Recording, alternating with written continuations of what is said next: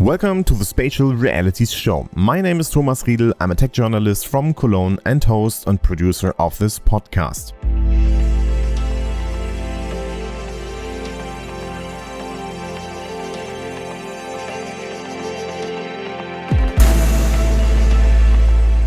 In this podcast, you learn all about XR, metaverse, immersive media, and spatial computing. And today I have not just another interview guest for you, but somebody special with great influence in the Austrian XR and tech community. She's working in XR since the early days as co-founder of Vienna-based XR agency Vrisch. As founder of XR Vienna community, she's bringing the industry together. And she's an activist for more women in XR as the Austrian chair of Women in Immersive Tech. Look forward to an exciting interview with Gabriella Chihan-Stanley.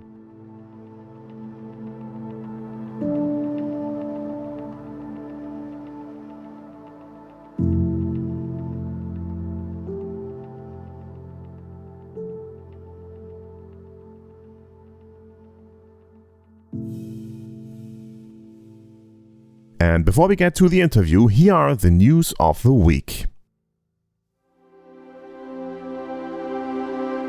First numbers of Meta Quest 3 arrive on Steam. Valve's monthly hardware and software survey covers all VR headsets that were connected to PCs with Steam installed. And what we see now is how Quest 3 finally shows up in the November statistics. With 5.2% market share, the newly released headset makes a strong first appearance. Quest 2 is still leading with over 40%. And as we know from Amazon numbers, Quest 2 might still be sold more often than Quest 3. But it will be interesting to see how those numbers develop in the coming months.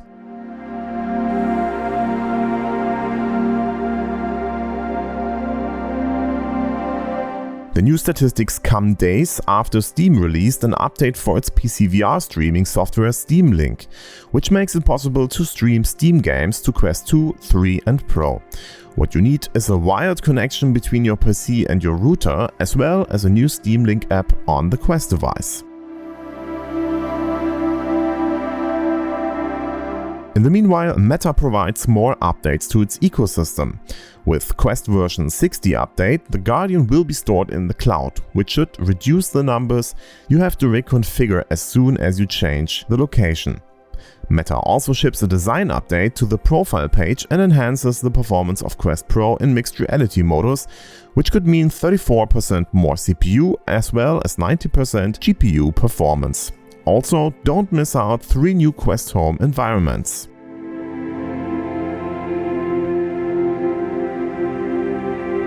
But Meta is not the only one working on its ecosystem.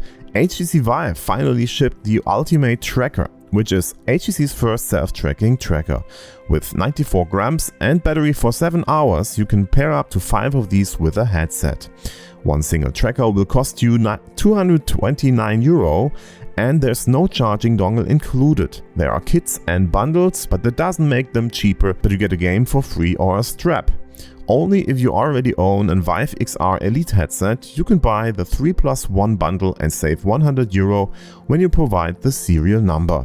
For now, the tracker is only compatible with the VIVE XR Elite headset. More headsets will come, as well as support for OpenXR and SteamVR, HTC says.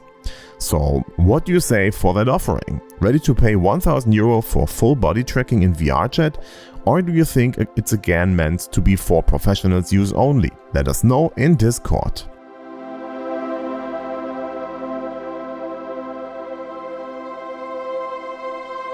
And finally, I want to invite you to our very last meetup of the year, the Spatial Realities Winter Special. We are invited to join the team of Time Ride at Cologne's Heumarkt at the 20th of December at 8 p.m. We will get an office tour and afterwards sit in the historical replica of a tram to do a time travel to the year 1926. And to finish off the year, we will go to the Christmas market, which is just outside the location, for some Glühweins. So join us at the 20th of December at 8 p.m. This edition of the Meetup is sponsored by Köln Business. Thank you very much.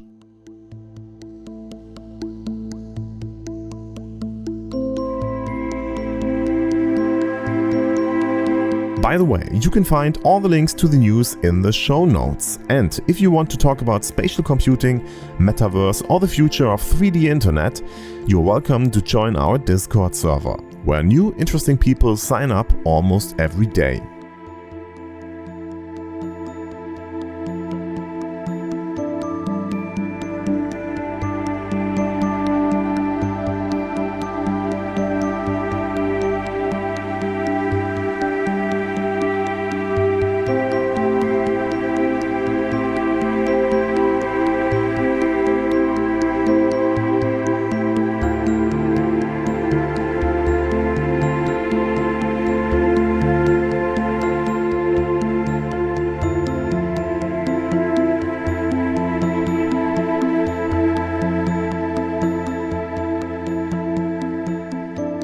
So, next up, I'm happy to welcome Gabriella Chihan-Stanley. She is co-founder and communications manager of XR content production company Vrisch, which just has been nominated with a project at the VR Awards and already won a lot of them in the past. Gabs is also the founder of XR Vienna, Vienna's first community of XR professionals. Gabs was under the 20 Best European Women Founders of 2018 and is an active member of Women in Immersive Tech. And we almost met at the pre-event at AWE and walked past each other a couple of times in the exhibition area. Time to have a chat about everything Gabs is doing. Welcome to the podcast. Thank you very much, Thomas. A pleasure to be here. It's very nice to have you here. I saw you a couple of times already in real life, and it's just like on every conference, you just have not enough time to talk to everybody you want to talk to. But that doesn't mean we can't meet each other here at the podcast, so it's great to have you here. So how did you like the AWE in Europe, in Vienna this year? I'm, to be honest, pretty new to the XR conference thing. I've been, of course, on many conferences before, but not so much in XR conferences. So you have been on conferences above almost 8 years or 10 years or so, in a lot of conferences, and you can compare a little bit. So from your perspective, besides being the conference in your own town where you live, that's always very comfortable. How did you like it? Well, to be honest, I will start with what you just said. It was great that happened in Vienna for the first time. Last year I was attending the AWE in Lisbon, and before that it was in Munich, I think. But it was the first time that I actually had to make zero effort, let's say, to go somewhere, which was really cool. And what I think about the conference is that, as you said, every conference has its own personality, so to say, or its own focus. So what AWE does very, very well is actually it focuses a lot on business and business networking and business opportunities. And I like very much the approach of bringing industry cases from, like pretty much how to make money with XR, right? Because so far we have been focusing a lot, at least locally, on cultural events or cultural conferences and initiatives, which is great because, Vienna is known for, a city of culture. But having such a big conference in this context was really great. Yeah. What did you like the most? To be honest, what I enjoyed the most is just meeting random people in the aisles. Because as you said, I know a lot of people, right? But a lot of people I don't know. And sometimes people know me, but I don't know them. So I was always trying to go to one talk or the other. And then someone was like, hey, Gabs. Yeah. And in the end, truth be told, I saw the talks only on recaps. I saw the talks afterwards in the recording, because for me, the special moment was to talk to people and get to know them or what they do. And yeah. Yeah, absolutely. And have you also been to the party? Some people try to go to the party, but departed soonish. Have you been on the party? Yeah, I've been on the party briefly. Because, first of all, the weather was really bad that day. And it was not very easy to get there. I must say, on the defense of AWE, I told them that they have to communicate this more openly. But they were organizing catering, for example. They were organizing drinks, and then there was an issue with that, and there was nothing they could do. So I'm saying this because, of course, we arrived there and, we had to pay for our drinks and all these kind of things. But sometimes there's more than meets the eye, and I just believe that this should be known as well. Yeah, cool. Then they should have communicated it. Just be relaxed and just communicate it, because everybody who was there was like, what is going on here? And that's a pity, like you organize a great conference, but the party is shit. No, don't do that. But interesting to hear that something happened. They should have told us, to be honest. Let's make a check behind the party and talk more about you and your company. You have been nominated at the VR Awards. I just said that in the introduction. For which project was that? So we were nominated in the category of Best VR Campaign of the Year. And it was for a project. It was 2.5 years of production for 6 interactive installations for Europe's biggest lighting world, that is here in Pil Tirol. So as a project, it got nominated. No, I mean, like we were hesitating, like, okay, do we present one of these initiatives, or we present it as a whole? And we decided to present it as a whole. Just a bit of background on the project. No? So we were commissioned by this company to create the customer journey with them, no, from the moment that the person enters the shop until the moment they leave. So every experience is following the customer throughout the shop, and it's giving them a bit of storytelling about the company, about their values, about their products, and so on and so forth. Tell me if I'm like talking too much, because I love talking about this. Please talk more. Like, I love what I do. That's your job. Yeah. So I mean, for us, it was a very unique opportunity, because from one side, it was the first time that we could actually start a project together with the building. I mean, they were building the infrastructure and everything. I mean, the foundation, everything. And that's the moment that we got into the project. So we could pretty much see the blueprints and say, okay, we think that this place is going to be great because of the lighting conditions, because of this, because of that, because of the space that we had. So it was a big playground, so to say. I mean, it was really like going to, I don't know, Willy Wonka's factory and saying, let's make all these interactive installations, right? So in the end, something that for us was also exciting was the opportunity to kind of search for the greater good in a marketing context. Because at Vrisch, we do applied immersive entertainment. What does that mean? That we actually use entertainment to solve problems, whether that means marketing, whether that means we work a lot in environmental protection projects as well, with visitor centers and museums with the topic of environment, and also in performing arts. But in a nutshell, what we try to do is to actually bring entertainment to deliver an important message. So in this particular case, I mean, marketing projects are always kind of, for me, I will speak for myself, no? That I always go back and forth with, okay, is this a meaningful project, or am I just like losing my soul, right? I mean, to make something that is making people buy things, maybe they need it, maybe they don't, So in this project, we said, okay, let's try something, I mean, let's really add a little bit of the greater good in all of them, even if we weren't asked to do that. So it would be finding the best of both worlds, right? I mean, like trying to find a win-win, right? But with clients, you never know, right? I mean, you never know if the client is going to say, no, I want my product to be placed there with my logo as huge as possible and tell wonders about us, no? But, well, it had a happy ending.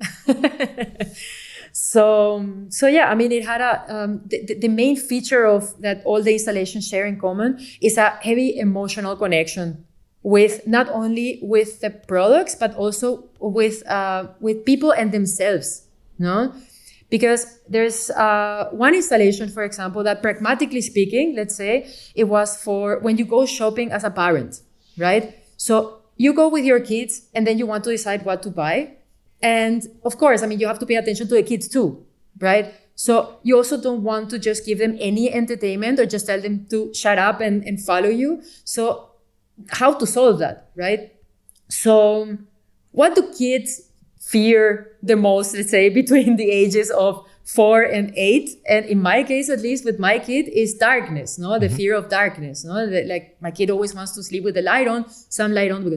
So we work with a lighting company. So, like lighting company, darkness. So we said, hey, why don't we make a playful experience that actually helps kids overcome their fear of darkness, right? So this was very exciting because we could see it in front of our eyes, no? Like how kids were like, oh no, it's dark, or oh no, there's zombies coming from the dark. But in the end, they were, when they see themselves in the LED wall, because an interactive LED wall, we AI enhanced it. Mm-hmm. So that was really the buzzword of the moment, right? I mean, we use AI not to recognize like them individually, but recognizing movement, position, mm-hmm. and training the tracking, exactly.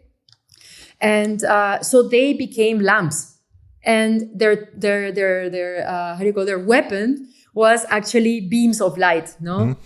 So, and that's from the empowerment side, let's say. That was the greater good that we wanted to give, right?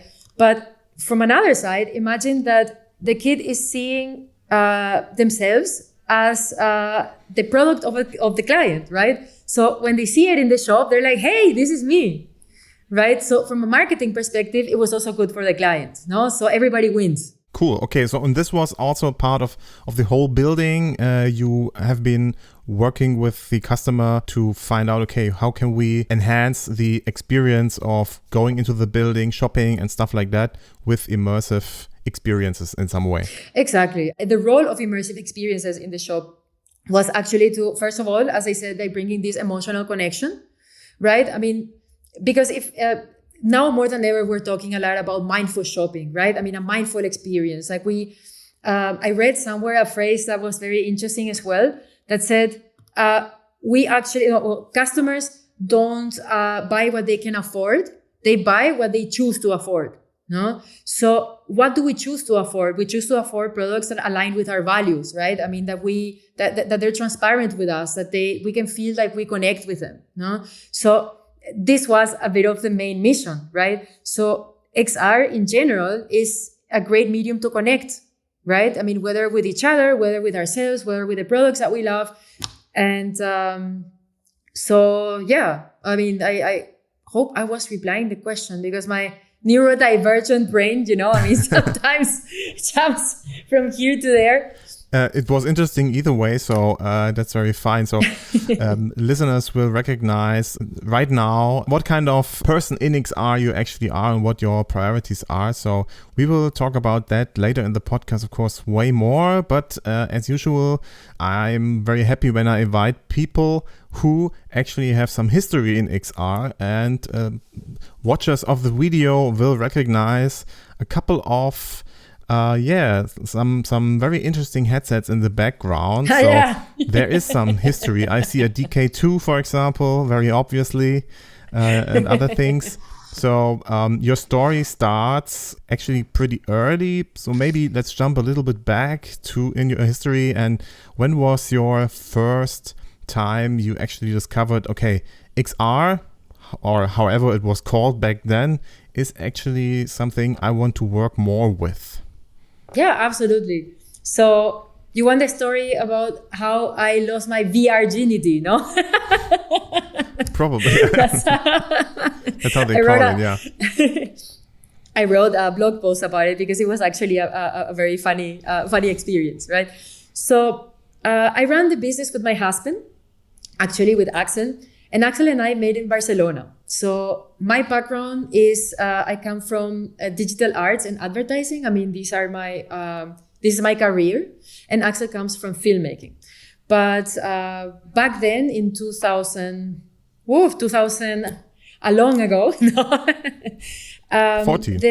Yeah, exactly. 2000. No, I mean, like before that, because in Barcelona we started working as freelancers in 2006, no? But in advertising agencies, right? So this was a way that we could actually put our talents combined, right? So we were both freelancers, but destiny was putting us together already, because whenever one presented a project idea, got hired, and then the other one presented the project idea and got hired as well, no? So we were meant to work together.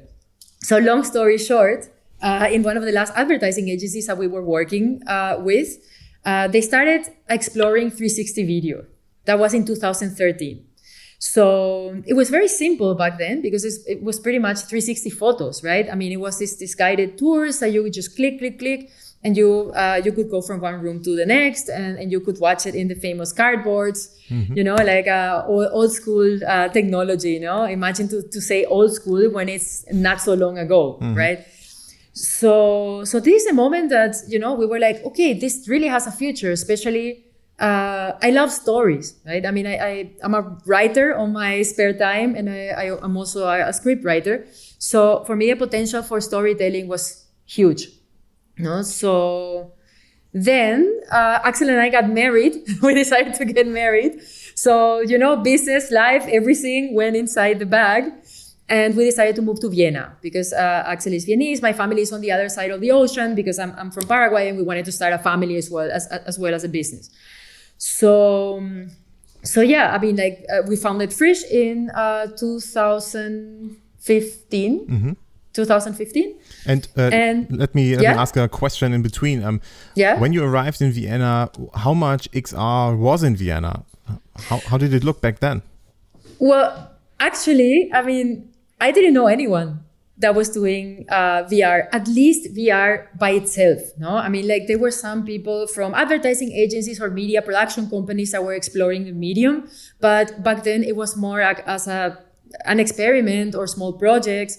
Right. I mean, there wasn't any agency, let's say, solely dedicated to these kind of experiences. And this is a moment that Axel and I said, okay, maybe this is our chance, no, to actually form something that is solely dedicated to the creation of VR experiences. And this is how Vrisch was born.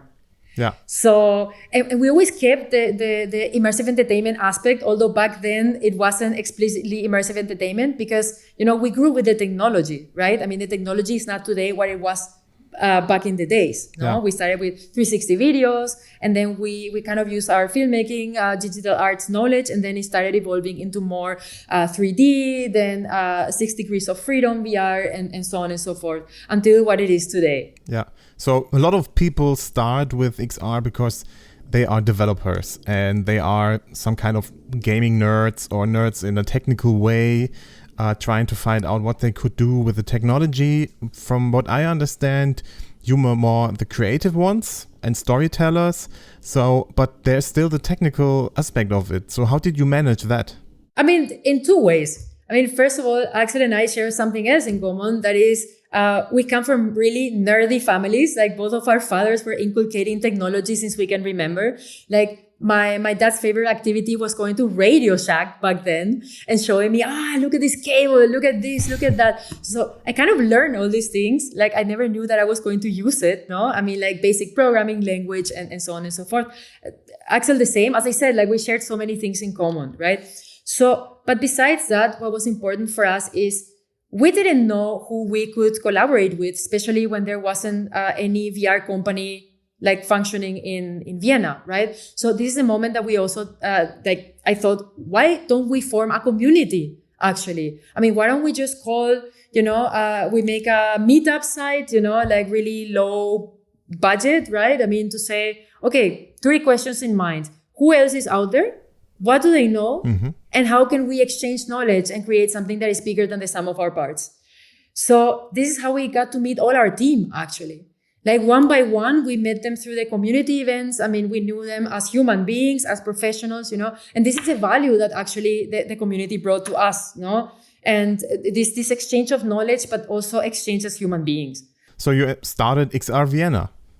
And right? I started XR Vienna, yeah. So this is actually the reason you started XR Vienna. And when was that exactly? 2016, I believe, right? It was January 2015. 2016.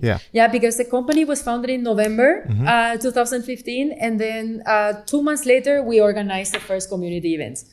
So it was pretty much a double birth. So it's like 8 years old right now. Yes. Tomorrow you will have your Christmas event with Glühwein and self-made cookies.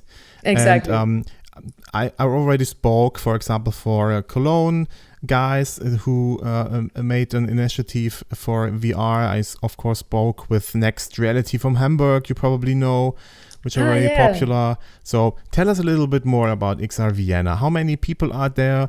How did it start? You already started with that a little bit. And how did it evolve the last 8 years?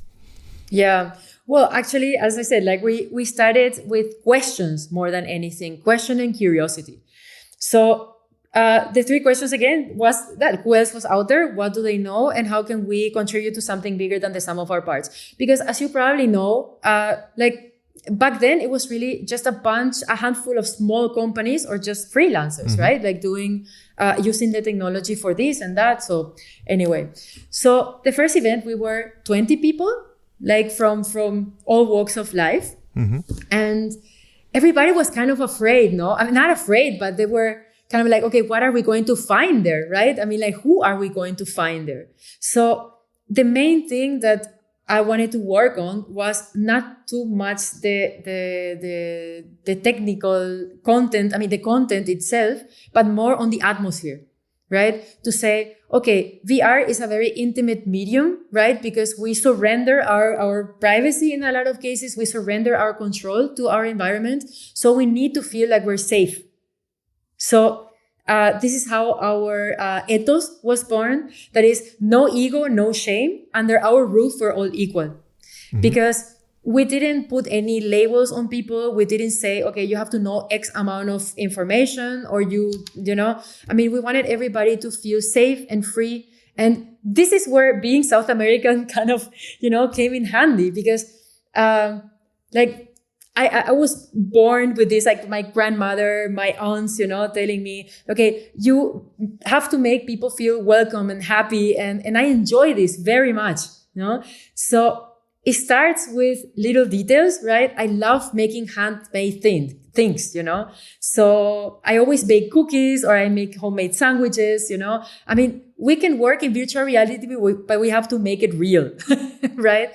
And making it real is, we're humans, right? I mean, in the end, what reaches our hearts is human connection. Yeah. So we were, as I said, 20 people, and now 8 years and 1,700 members later, we slowly became Austria's biggest XR community. And always keeping this emotional factor, this camaraderie, this friendship, and this. It's funny because the industry is changing so rapidly and so much, and the players are changing. And a lot of people are not part of the XR industry anymore, at least directly, but we're still friends, I mean, we still hang out, a lot of them are coming to our parties, or a lot of them are coming to our events, because we're building something more than just technology, something more than just products, and our children know each other, so it's bigger than just an industry. Yeah, sounds like like a club somebody should actually join when they are in Vienna doing anything with immersive technology. So we don't have that here in Cologne. I tried to build that a little bit since 2021. So a lot of things, a lot of way to go here.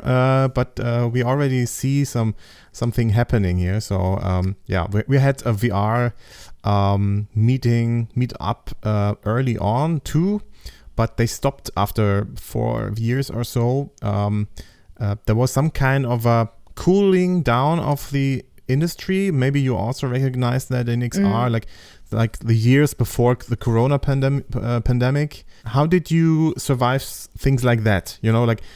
There's some enthusiasm in the market, and everybody is very excited about the technology and about the community. Then it cools down, and Google stops their cardboards, and Samsung stops their stuff, and everybody's asking themselves, oh my God, where's the industry going? Then something like the pandemic happens. What's your advice to how to survive something like that? Endurance. I mean, you really have to love what you do, and you have to know, especially you have to know why you're doing it. And the why, like to answer the why, at least in my experience, doesn't come from, I want to make money out of this, or I want to, it doesn't come from work, the why. It comes a bit of like through the blend of who you are, your purpose, right? How is this aligning with your purpose, or how, And for me, this has always been the interest in people, right? I mean, how can we improve as a humanity? So when it comes to as you said, cooling down, right? The industry, like this trend goes up, this goes away, you know, like we heard a lot about the metaverse, for example. Now we don't hear as much of the metaverse as we did before. Now everything is about AI, you know?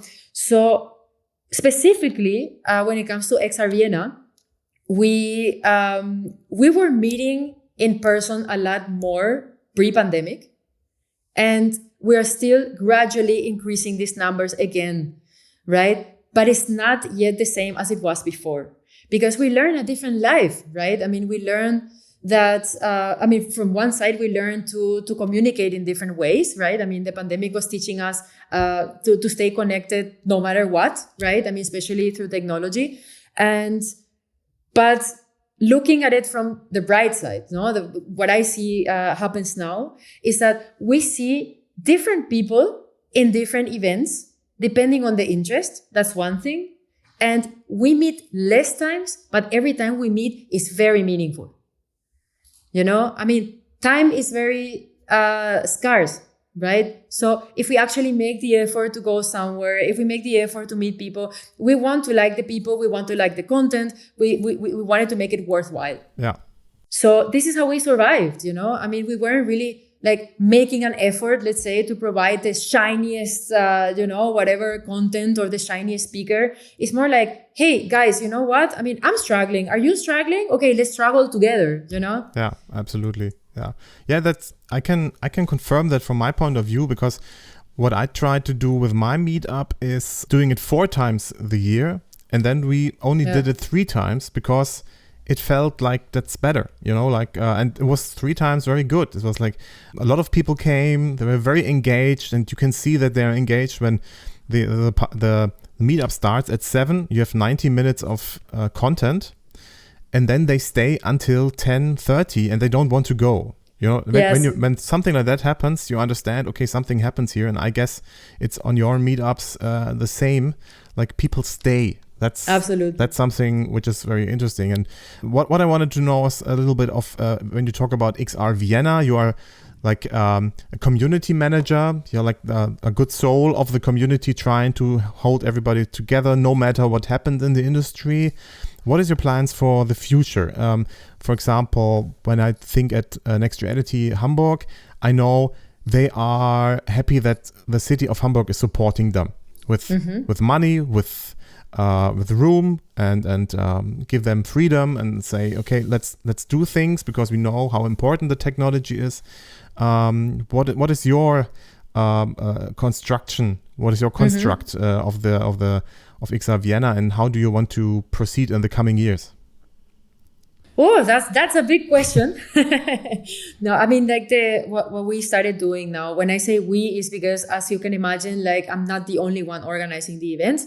I mean, I founded the community, and that was the only thing that I did relatively alone, because Axel was with me like the every step of the way, right? But we're actually 4 event organizers right now. I mean, there's like we organize it through our companies as well, right? I mean, like to be able to sponsor the events. Right? Because there's 2 ways to do things, like in my view, at least. Like one is to wait for the perfect moment to happen, to have the enough money to do it, to have the perfect place, the perfect people, the perfect tech, the perfect everything. Or you just do it, right? You just do it with whatever you have, and you give your very best, you know?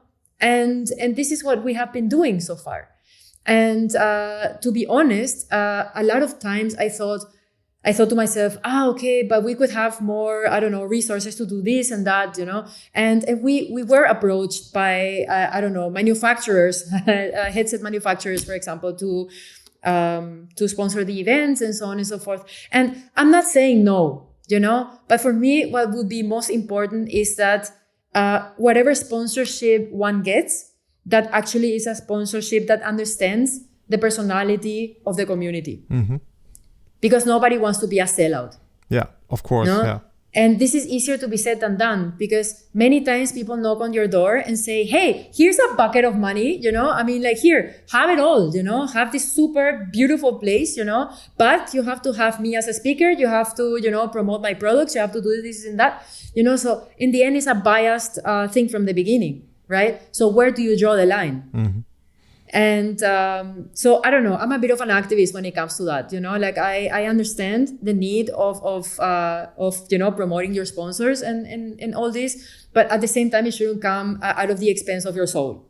Yeah. No. Well, I mean, it's like I have the feeling that they would ask you because you are an activist, because that makes them more credible. And I'm pretty sure if you would say them, okay, let's do this, Meta or HTC, here is what we do. Like I'm pretty sure they would agree. I also experienced the same thing right now, because they saw, okay, he's doing it since 3 years now, or almost 2.5 years or so. That's something which is actually worth sponsoring. So they approach one and they say, okay, here's a bucket of money, and then what do you do? Of course, I say, okay, we do it in my way, because this is how it works, and we don't change that. Do you agree? And maybe that works. I will tell you next year. Please tell me. But that's the way you have to do, because else you will lose the community, and then you lost everything. And they also know that. I'm pretty sure. So that's maybe a way how to handle that. And to be honest, for example, this year I had a cooperation with VR Expert. You probably heard about them. Nice. Yeah. What did they do? They just gave us all the hardware goodies, and it was perfect. And I said to them, do it this way. They did it this way, and it turned out great. So sometimes it works. And I'm pretty sure you also, especially as you know how to do things in VR or in XR and design experiences, they probably trust you enough to actually get that done. As you said, you are also some kind of activist. I was thinking that you are actually an activist because you are also engaged in Women in Immersive Tech. I don't know much about it, so that's, I think, a good place to start with it. So if you can tell me all the things about Women in Immersive Tech, please do so. What is it, and what's your role there? So Women in Immersive Tech is an international foundation, because by now it's already a foundation. It's not just an association of women empowering women or individuals who identify themselves as women, and to have more representation and equality within the XR industry. Because as you probably know, this is a tricky topic, right? I mean, like, I just came back from, as you said, I came back from the Immersive Tech Week. I came back from the VR Awards. And on stage, I saw 2 women amongst like 25 men, Yeah. And I'm not crucifying men, I mean, men are allies, as well, because I also don't like when some ladies say, okay, no, now women have to conquer. No, I mean, we're fighting for equality, not domination, because in the end, we don't want to fall into, what we're complaining about. So women in Immersive Tech is exactly that. So we're also nurturing the next generation of creators. Like right now we had an initiative called the Badass Girls. So what we do is we empower and give tools to young women, like from the age of 12 to 17. And we give them the opportunity to design their first project. So, and they come from all over the world. I think they were this year 17 girls. And they were present at the Immersive Tech Week, for example, and they were present at AWE. So they can share their why, they can share their story, they can share how the industry is also affecting them, whether as humans or also the technology itself. So these are the kind of initiatives that we do through Women in Immersive Tech. So my role in specific is I'm the Austrian ambassador of Women in Immersive Tech. And specifically when it comes to Austria, we don't have a big representation of women in the industry yet. So my job is actually to build this community of women. And sometimes no, most of the times, right? You don't find them in the context of tech, I mean, you find them a lot in research and academia. In academia, there's a lot of women involved, right? But when it comes to the business aspect of it, we actually bring in women from creative industries, for example. no, from a background in communication or marketing, or I mean, even science, no, because that's the beauty of XR, right? I mean, like you can work across disciplines and across technologies in order to achieve a result, no? So yeah, I mean, this is my role in Austria. So it's quite exciting as well.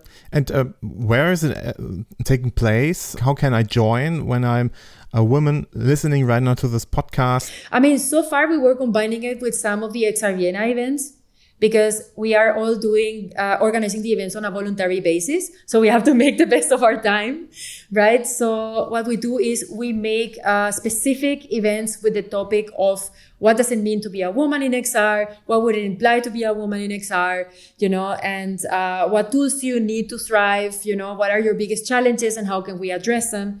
But what we are mainly working on right now is actually to create this first community of women who are willing to build this with us. And do you have something like a website, Discord, so where you can also connect online? Yeah, so far, Women in Immersive Tech has a LinkedIn page and a Facebook community. Cool. I mean, I'm more connected with the LinkedIn page, to be honest. I mean, the LinkedIn community is more me than the Facebook one, but we're quite active in both. And if not, I'm always available I'm an email away. So I'm Gabs, as everybody knows me. So it's gabs@xrvienna.at, because I use the XR Vienna email to not have yet another email, you know? Yeah. This is Women in Immersive Tech. I mean, we are pro diversity, you know, in every country that we can put our hands on. Yeah. And being somebody who tries to bring women on the stage and in front of the microphone, I know the struggles finding women, to be honest. And I was also asking why it is actually so difficult to bring race and gender equality to XR. And for example, for me, it's really hard to find somebody. What can be done? Why is that this way? Why is it so difficult? Well, I can tell you my own experience. I always have this feeling that not feeling, I mean, it's a fact, no? That I have to be everything for everybody in order to have the right to be somebody in the industry, you know, because we are professionals, yes, but we're also mothers, we're also women, right? We're also partners, wives, and like women still, like we are working on catching up, right? I mean, like for everything that men were, you know, like privileged enough to get from a very long time ago, right? So it's very difficult to pave your way, no, to be able to compete with men, right? Because as I said, this being everything for everybody, it really takes a toll on our mental health. Like I constantly struggle, for example, like with anxiety, you know, with you know, even FOMO, right? And usually you find women, at least in my experience, that we're dealing with so much in order to win our place there. And as you probably know, like the positions for women, sometimes, I mean, the positions for everybody is, sometimes it's not, the numbers are not too big, right? So what are the first things, the first things that companies, at least big companies, are looking for? They look for two things that are completely the opposite, right? One is a very experienced person that has years of experience in the technology or years of experience in a certain kind of tech management. And these are the people that they want to put on top. Or they find diversity and they use it as just ticking a box, you know? So then these people who are just choosing a woman because she's a woman, or they're choosing, I don't know, a neurodiverse person, or they're choosing, you know, somebody from the BPOC community. Or exactly. So then they say, I tried and it didn't work, you know? But this try and didn't work, you know, is because it's not enough just being a woman in order to achieve the position, you know? I mean, it's just a shortcut, you know? So it's not enough to just look at your form and say, who can tick the box that I need, right? I mean, who can be my poster girl? Who can be, you know, and this is what I see a lot happening. I mean, you see events that are promoting their projects or their products with women as women creators, and when they are going to receive the awards, they send all the men. Yeah. You know? And these are the kind of subtle injustices that we have to see on a daily basis. And this is why women are escaping the industry, right? do you have a suggestion if I'm a company who wants to be better in that case? How should I do it? What's the easiest thing to do, and maybe on the long term, what should I do? I'm thinking about something like giving somebody ownership in my company and a lot of freedom to actually do something for that. As I said, this is my very personal suggestion. Don't always search for the specialist, meaning that I don't know if it's just my impression as a South American, living in a German-speaking country, let's say, but I see a lot of like priorities, to specialization. I need a specialist for this. I need a specialist for that. I need and sometimes what I see is tunnel vision. It's like this person is very good at doing just that, but don't take this person outside the box. With women, I don't like to generalize, but in my experience with women, we're so used to battle for everything that then we have this holistic view of our projects, right? I mean, we can do communication, we can do technology, we can develop, we can film, we can, talk to people, we can do a lot of things, So what I do, because in my company, we are like 50-50, right? And what we do is actually getting to know the personality of the person and see how compatible this person is with the team, right? Because you can learn everything along the way. You need the basic understanding of what you're doing, and then you learn as a group. And it's having this patience is not the word, but it's like, don't expect everything to run perfectly, otherwise it's not the best choice, and then you get rid of this person and you move on, and then you hire the next guy again. Maybe endurance is a good thing. Exactly. Something that is kind of counter intuitive in our industry is that we are in an industry that everything evolves very rapidly. So everybody wants to be the first in doing something. But at the same time, diversity is not a race, it's a marathon. And this is a contradiction that we're living in, that a lot of people in the industry see diversity as some kind of disadvantage. Because why would you go slower if you need to go fast and be the first one? Right? But what is the worth of being the first one if you're just stepping on everything in your way, and you're creating something that in the end is going to be either counterproductive for society, or it's going to be something that lacks meaning? I think this was very good to hear about these topics from you. Let's go back a little bit to Vrisch again to close the circle. We're talking 40 minutes right now, so let's go back 8 years later. Where is Vrisch standing right now? So how many employees do you have? What are your actual projects? What are your products? Okay, so right now we are a team of 9 people. And as you can imagine, we are half creative, half developers, we are a very diverse team as well. And not only diverse when it comes to expertise, but we're also diverse in nationalities. We have people from different parts of the world, starting with me, So what we have started doing is we're working on our own products right now. We are keeping Vrisch as an agency, yes. But we're also diversifying towards the product, the product road, let's say. So you're using our knowledge in immersive entertainment to actually create tools to empower other creators to create their own content. One example is we are working on a tool that will help curators and artists and museums to actually plan, exhibit, and archive their exhibitions. Because right now, as you can imagine, the archiving is a huge topic in the art world, because you have all these archives. You're digitizing all the archives, but when you want to see an exhibition or when you want to see archives, you have to go through scrolling pictures, you have to go reading text, right? This is like a lot of information that is just lost in the internet somewhere, right? And also when you want to curate an exhibition, right? I still see colleagues are using the blueprint, right? And the little Kärtchen, no? The little cartons, and you put it here and there and everywhere. So we're using the same system, but in a digital way. You use an iPad, you associate a content that you scan or you introduce to Arvus, is called the tool. And when you scan it, you associate it to a module, to a Kärtchen, right? To your digital Kärtchen.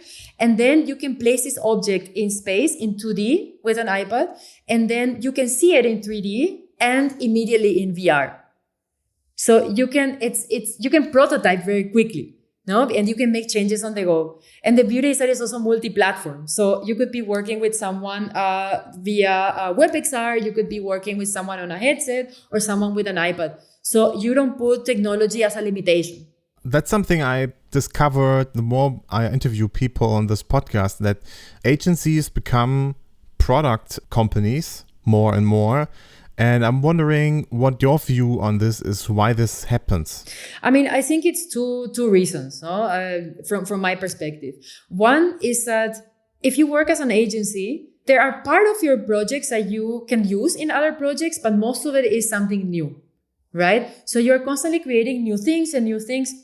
And eventually, I fall in love with every single project that I have. I give my very best. So I want to see this becoming something more than just a one-hit wonder.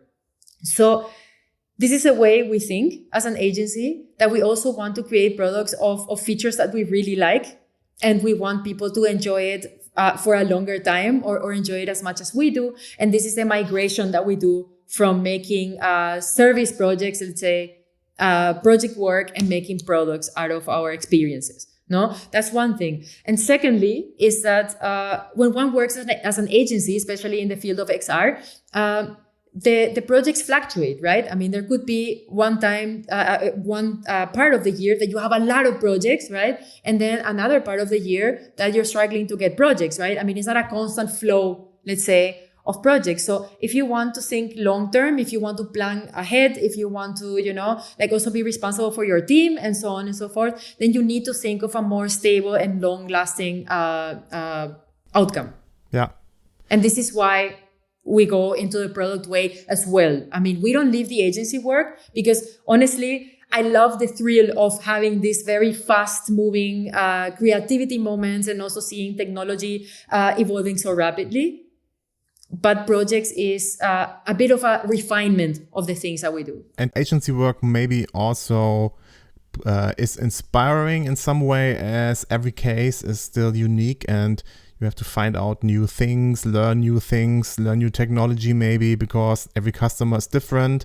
And if you don't just want to sell the same project over and over, which also happens, like you can do this one AR thing and you sell it just 100 times this year because, well, it works.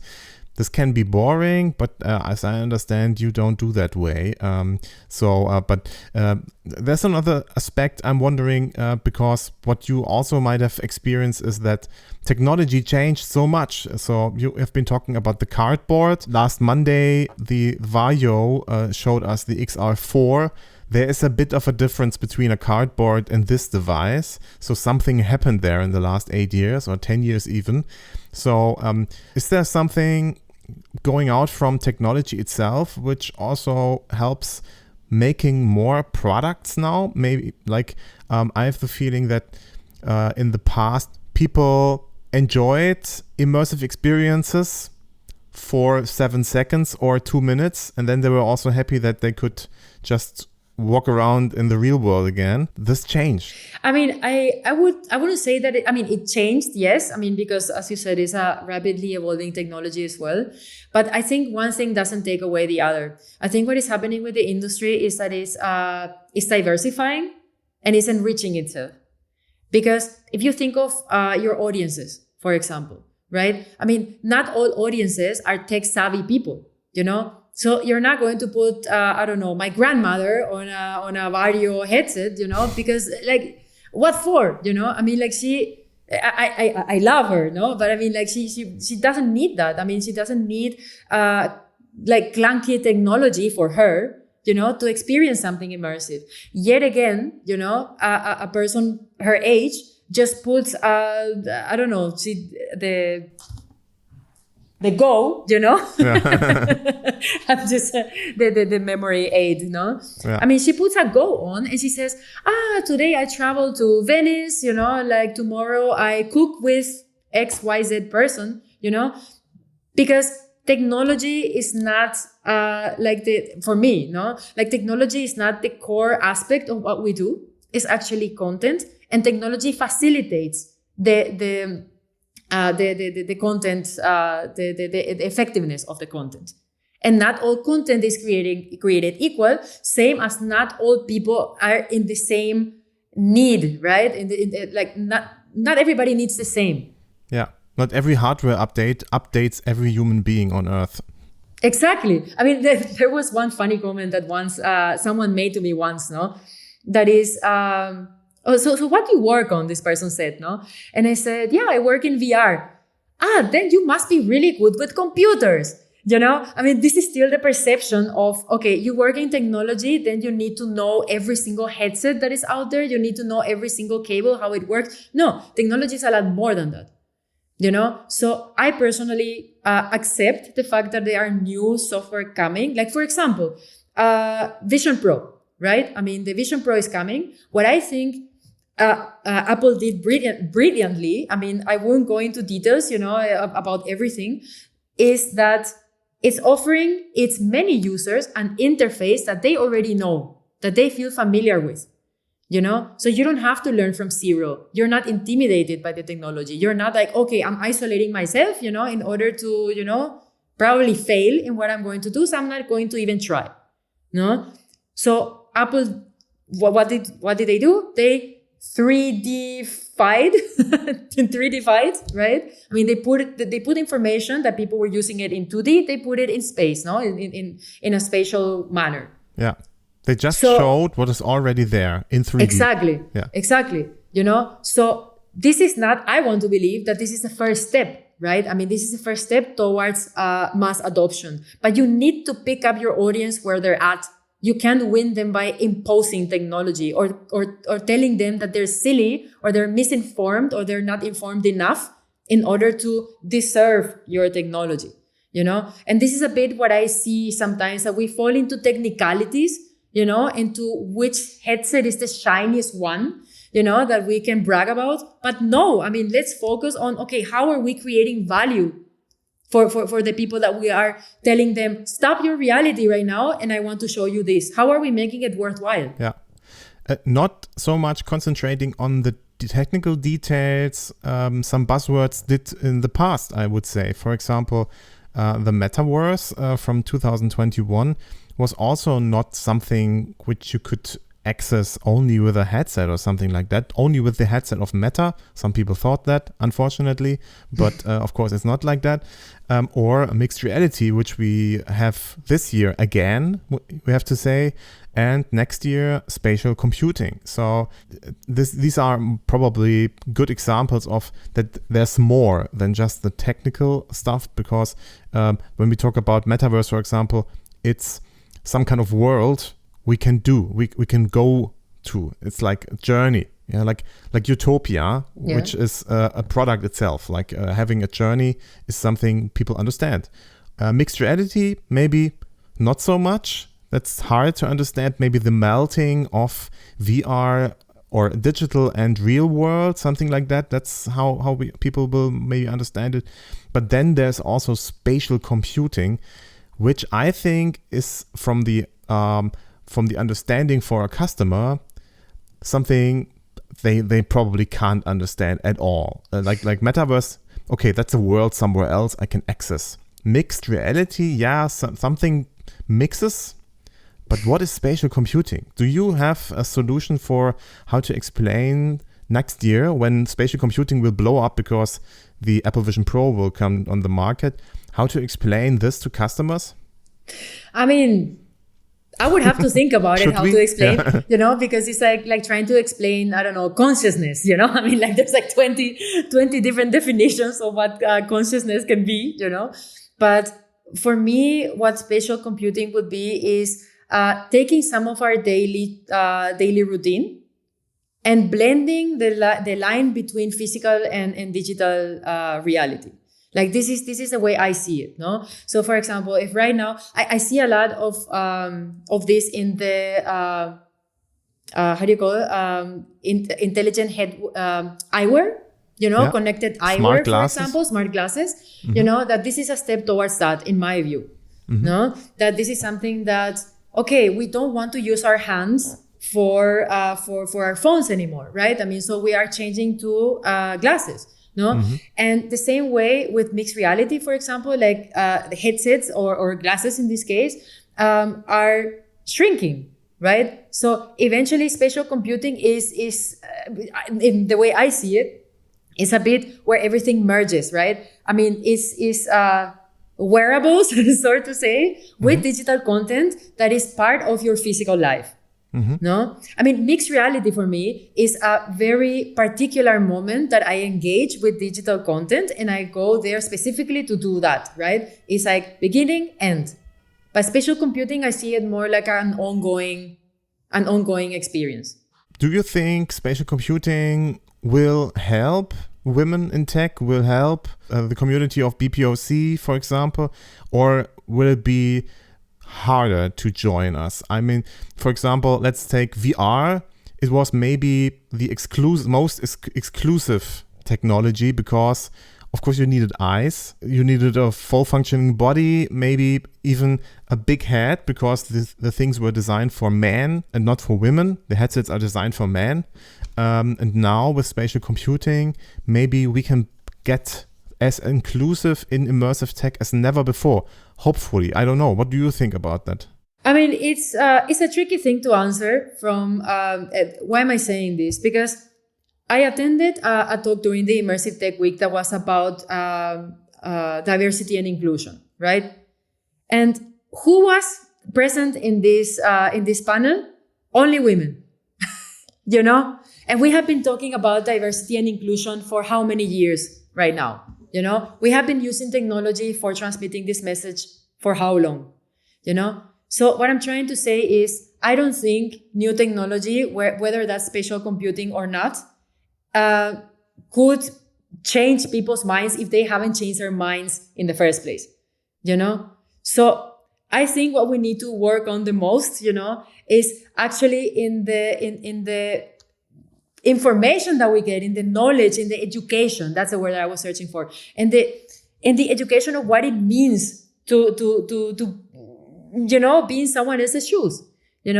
I always say, I don't believe that VR is an empathy machine, because if you don't have empathy, technology is not going to teach you. What it does is that it's opening a path for curiosity, So I think this is our goal that we should aim at, like awakening the curiosity, for people to explore their own way on how to find their answers.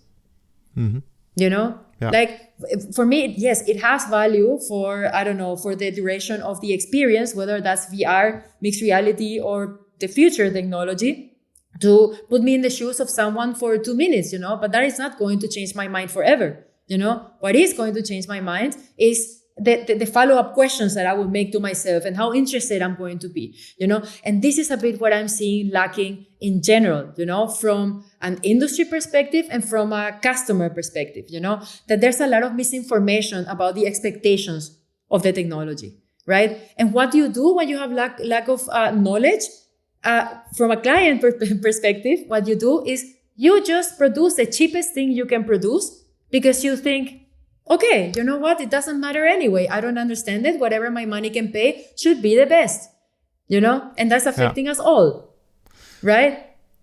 Absolutely. So, I really enjoyed, I really enjoy that perspective because I also tend to stick to the thought that a new technology will rescue us all. Like that's maybe how my brain works or something like that. Like I need a fast computer to solve things. Although I also think spatial computing, which you just explained great, but is also something like, for example, we did with the voice assistants we have, like Google and Alexa and stuff like that. So as spatial computing might be the last platform, or the last computing platform ever, we maybe come to a situation where it really doesn't matter anymore what the technology is, so it might disappear. So me thinking about how to solve problems and already thinking about a faster computer might come to an end, because there will be no faster computer anymore. Everything will be virtualized, and have to think about the problem. So this is what I hope what will happen. So I have no chance. I can't think about a faster computer anymore, because everything is virtual. So and with the help of AI, even I can do everything almost. So that would be great. But yeah, I totally support that view. And thank you very much for joining. We are 1 hour into the podcast, and it was great having you on the show. When people want to connect to you, how should they approach you? Where can they meet you in real life the next time?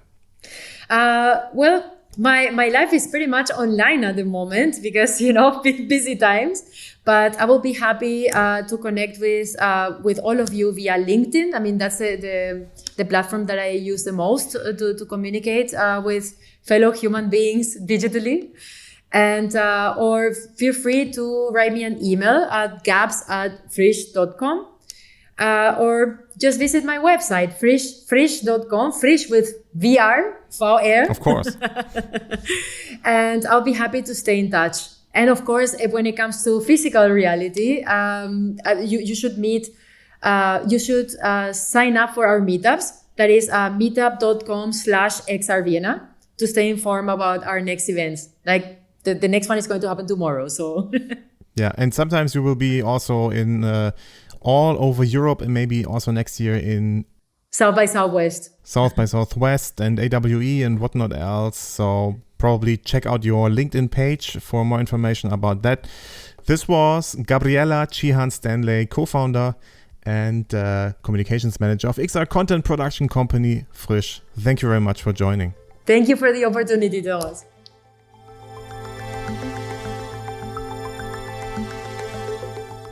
And that's it for episode 59 of Spatial Realities. Thanks again to Gabs for the interview. If you like this podcast, I would be happy if you could recommend it. Feel free to share the episode on social media, send it to colleagues and friends, and write a comment on Apple Podcast and Spotify.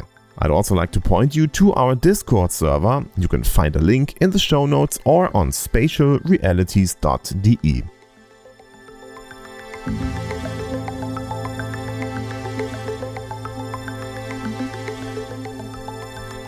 My name is Thomas Riedel. Thank you for listening, and I can't wait to have you with us next time.